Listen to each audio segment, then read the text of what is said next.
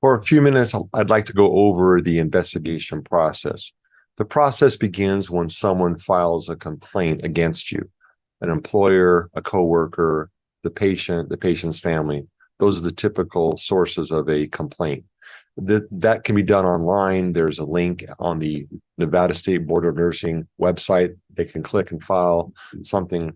And then that file, I believe it's relatively random, although I'm not positive, gets assigned to one of the investigators at the board. Now, there are 3 or 4 investigators that investigate CNAs and RNs, and then there's one investigator for APRNs. They're going to send you a letter, certified mail, so keep your address current, that's going to lay out the allegations, usually in the second paragraph of the letter. And the letter is going to say you have 14 days, or that they are requesting that you respond within 14 days. Now, usually I get a phone call from a nurse either expecting or anticipating that they're going to get a letter in the mail, or they've already received a letter, and then they want to talk about what's going to happen to me. And the next thing that I do, if I'm retained, is that I send out a letter of representation and I request a copy of that complaint. And then the client and I will go over that letter or complaint together. Sometimes there's already been paperwork uploaded to the board, additional evidence of the alleged wrongdoing. And sometimes it's just someone saying something. Sometimes the complaint puts the name of the complainant. Sometimes the complaint is anonymous, just depends. And then after we review that, we start to talk about the circumstances. Did it happen or did it not happen? And if it did happen, then we have to look at the evidence and explain to the board, in this case, the board staff initially, why this incident occurred and what you learned from it and how it can be avoided in the future. That's an example, let's say, of if there was a mistake made at work.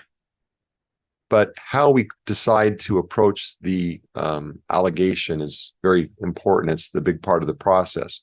Now, initially, I will be working with members of the board staff. There are, I think, over 30 full-time staff members that work for the Nevada State Board of Nursing. And I typically will talk to the investigator, or a staff member will, or we'll be talking to the 2 staff counsel who work for the board to try and resolve cases.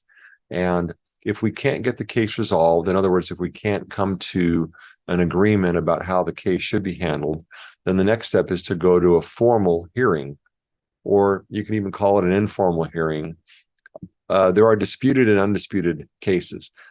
So the undisputed case is where you have committed a wrongdoing, and we're going to go in front of the board to explain to them what happened, and the hearing is public. And the other option is if you dispute the facts, and it becomes a disputed hearing, and we're going to present evidence to try and rebut the allegations made. So those are the methods by which cases get resolved.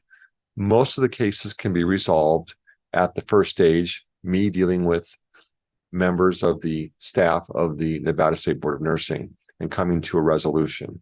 So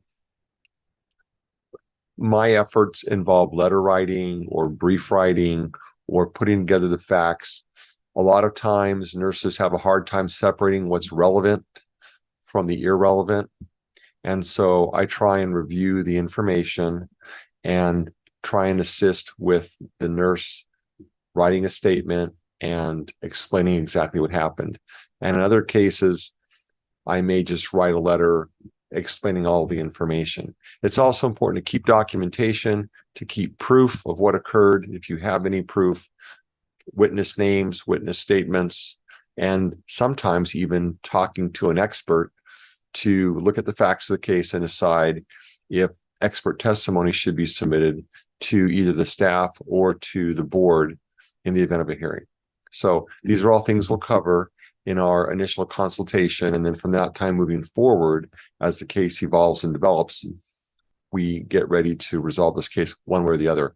The most important thing I tell nurses on the first phone call is that the chances of losing your license in most cases is pretty slim. Most nurses are going to be able to retain their license. If there was a mistake made, if the allegations prove to be true, it's not always the case, but the chances of revocation, which is a nurse's worst fear, usually is not realized. And so part of my job in that initial consultation is to put the mind of the nurse at ease, that although there's a violation that may have occurred, that they still have a bright future practicing their profession as a nurse.